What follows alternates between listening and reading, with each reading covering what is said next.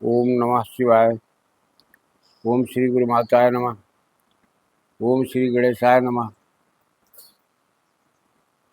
प्यारे सज्जन प्रेमियों, जो भी लोग साधना मार्ग में प्रशस्त रहने वाले, रुचि रखने वाले और अपनी पराविद्या के रहस्य को जानकारी रखने वाले या जानने वाले, अगर जो लोग ऐसे स्वभाव के होते हैं, उनके लिए एक यह शोध का विषय होता है। किसी भी मंत्र की साधना करना जो है, यह शोध का विषय है। जरूरी नहीं कि सभी मंत्र आपसे सिद्ध हो जाए या सभी मंत्र हमसे सिद्ध हो जाए। सच ये है कि लोग अपनी तारीफ अपने मुंह करते हैं। सत्यता सुनो मुझसे, एक नहीं मालूम कितने मंत्र ऐसे हैं कि जिनका मैंने प्रयोग किया तो मैं फेल हो गया और दूसरे को दिया तो पास हो गया। जरूरी नहीं कि तुम्हारा सभी मंत्र तुमको सूट करे। अगर तुम्हारी प्रकृति मंत्र की प्रकृति नहीं मिल रही है तो नहीं सूट करेगा। फिर खेल इसमें बाद में समझ में आता है।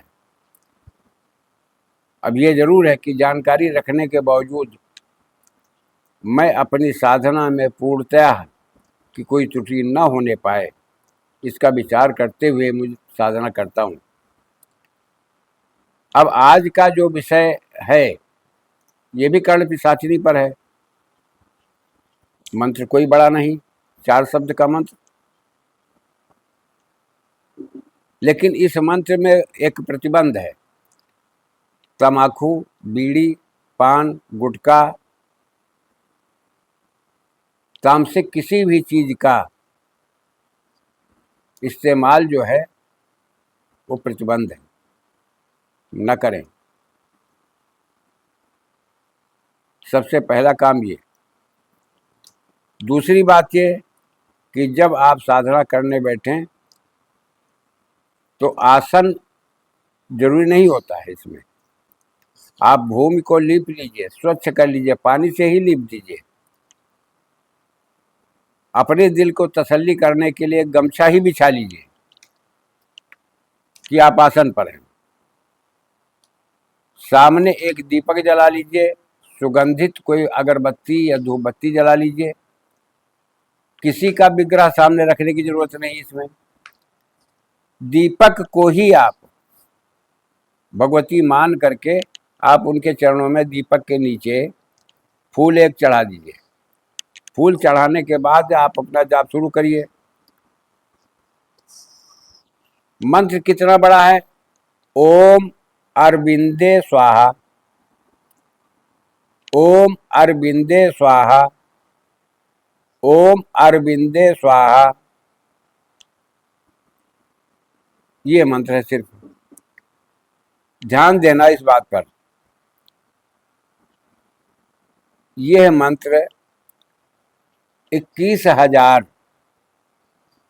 दिन तक प्रतिदिन आपको जाप करना होगा।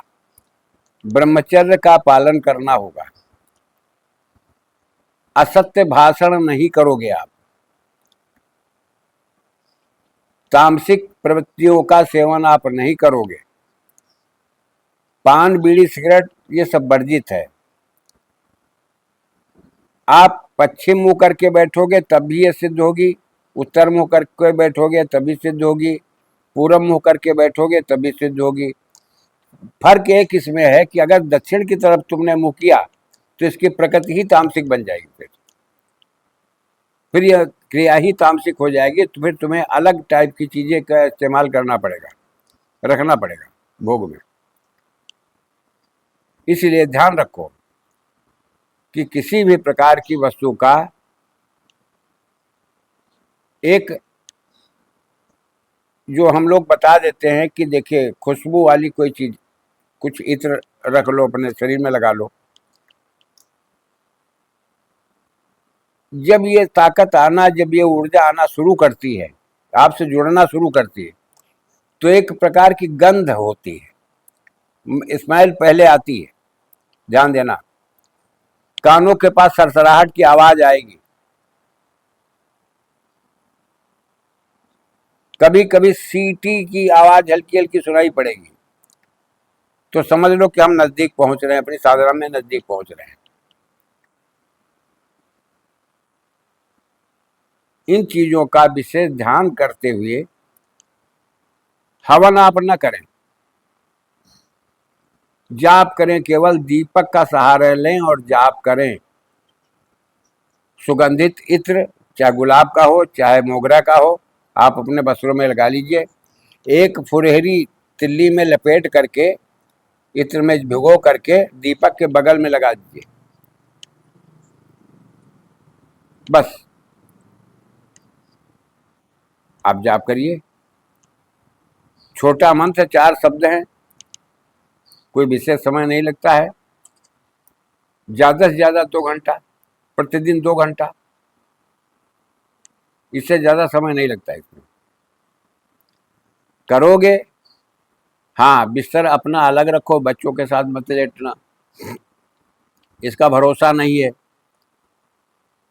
एक समय करो, रात्रि के समय करो, या सुबह शाम दोनों वक्त कर सकते हो, लेकिन 21,000 का जाप प्रतिदिन का तुम्हारा होना चाहिए।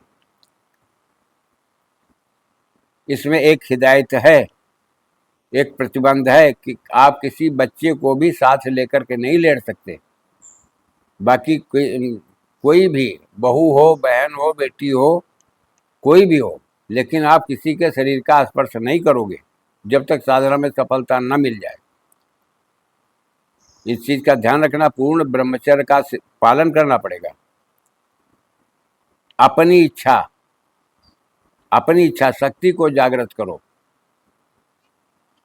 जब आप दृढ़ संकल्पित हो जाएंगे, जब आपके विचार बिल्कुल दृढ़ संकल्पित हो जाएंगे, तब तुम्हारे विचार,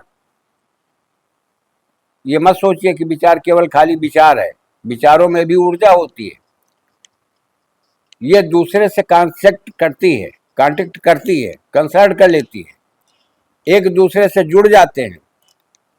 भाव, विचार, भेद, दृष्टिकोण, ये सब एक दूसरे से जुड़ जाते हैं। और जब संपूर्ण अंग आपके और संपूर्ण अंग ऊर्जा के जब जुड़ेंगे, तब एक रूप तैयार होता है। फिर आपकी समझ में आता है कि हाँ, अब ठीक है। लेकिन होता क्या है कि देखिए, ये सात्विक प्रकृति की साधना है। अगर हमें भी पहले से ज्ञात होता, ये चीजों का ज्ञान होता, हमें तो भटकते भटकते जो कुछ मिला आप लोगों को दे रहा हूं। मैंने भी खेल खेला है, मैं भी जूझा हूं इसमें, लेकिन मैंने साधना की थी, तामसिक प्रवृत्ति की नई नई उमंग थी। 6 महीना मुझे छोड़ने में लगा था, जान बच गई केवल। तो ऐसी प्रक्रिया मैं आप लोगों को, किसी भाई बहन को, किसी गृहस्थ प्राणी को नहीं बताता हूं कि जिसके परिवार की बर्बादी हो जाए। पाने की बजाय कुछ खो बैठे, ऐसा मत करो। और ये साधनाएं किस लिए होती हैं? चमत्कार नहीं है। अगर कोई कहता है चमत्कार को नमस्कार, तो भाई मेरे चमत्कार को नमस्कार नहीं होता है। आप जीवित हो, आप सकुशल हो, आपके विचार अच्छे हैं, आप अपने परिवार का भरण पोषण कर रहे हो, सबसे बड़ा चमत्कार यही है। समाज में तुम्हारी प्रतिष्ठा बनी है, समाज में आप ईमानदार समझे जाते हो, सबसे बड़ा चमत्कार यही है। और तो आप लोग अपनी ईमानदारी के साथ इस साधना को करें। मैं इसी जगह पर, मैं अपनी वाणी पर विराम लगा रहा हूं। खुश रहो, आबाद रहो। जय राष्ट्र, जय भारत, वंदे मातरम।